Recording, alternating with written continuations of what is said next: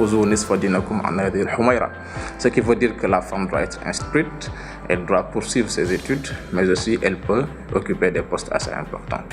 L'autonomisation de la femme, pour moi, c'est que la femme pourrait être elle-même, pourrait décider pour elle-même d'une façon libre, avec un choix libre et sans être contrôlée.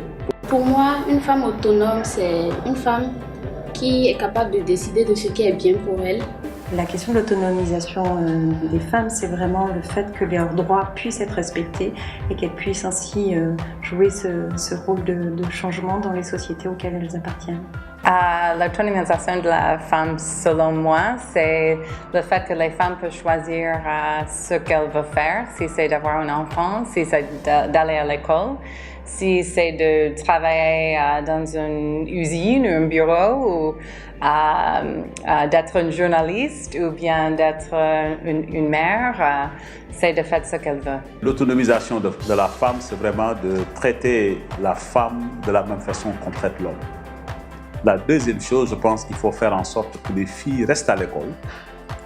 Il faut faire en sorte que les filles soient protégées contre des mariages précoces, mais il faut faire également en sorte que la femme puisse avoir accès aux services de planification familiale, donc pour en tout cas organiser sa vie et organiser sa famille. C'est la liberté des femmes. C'est la responsabilisation de la femme. C'est contribuer à son engagement personnel pour son propre développement et son propre épanouissement. Autonomiser la femme, c'est lui donner la possibilité de participer aux côtés de l'homme au développement économique et social de son pays à travers déjà la cellule familiale et sa communauté.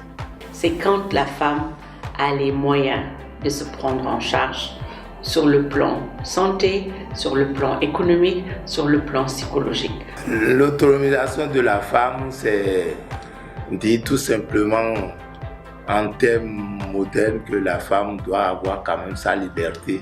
C'est toute aide qu'on peut apporter à la femme afin qu'elle puisse s'épanouir.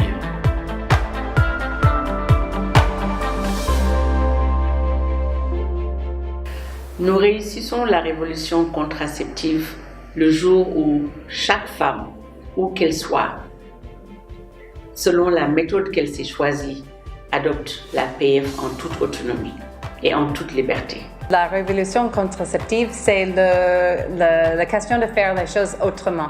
Oui, en Afrique, il faut toujours qu'il y ait révolution, raison pour laquelle il faut se lever, il faut se réveiller, il faut faire de la révolution, faire de sorte que la contraception soit accessible. C'est vraiment, pour moi, dans cette partie du monde, passer de la moyenne que nous avons actuellement en Afrique au sud du Sahara, 12,5, donc au 60%, et qui est une moyenne indispensable.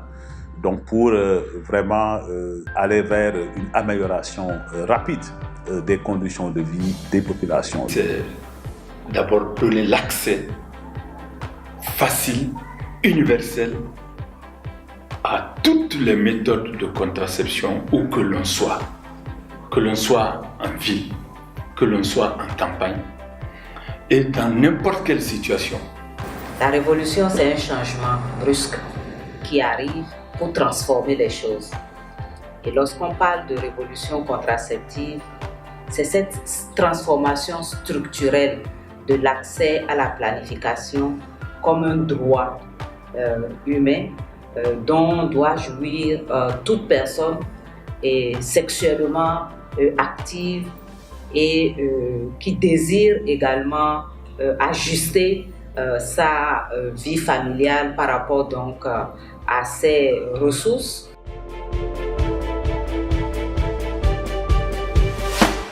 La révolution contraceptive, c'est un mouvement d'ensemble qui permettra à la sous-région ouest africaine d'atteindre les objectifs d'accélération de la phase d'accélération du partenariat de Ouagadougou. La contribution de contraception, c'est de donner aux femmes le fait de faire une décision d'avoir un enfant, de ne pas avoir un enfant, de travailler à l'extérieur de la maison. Et je pense que ça sera quelque chose de très révolutionnaire. Pour avoir l'autonomie, il faut une révolution contraceptive. Tant qu'on n'accélère pas pour que le maximum de femmes additionnelles puissent rejoindre le bataillon des engagés pour la contraception, nous n'aurons pas atteint les objectifs. La révolution contraceptive, c'est de permettre à toutes les femmes de pouvoir faire leur propre choix en matière de procréation.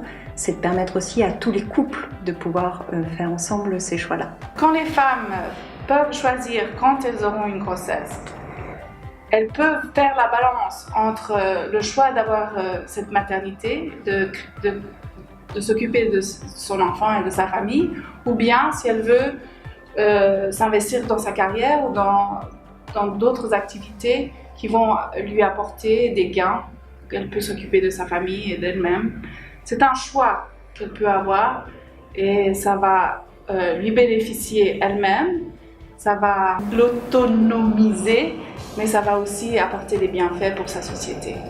La révolution contraceptive et l'autonomisation de la femme vont de pair parce que ça donne l'opportunité donc à la femme qui veut espacer, planifier ses naissances pour pouvoir contribuer au développement de sa famille, de le faire aisément. Quand une femme contrôle sa fertilité, elle maîtrise sa capacité à exploiter son potentiel.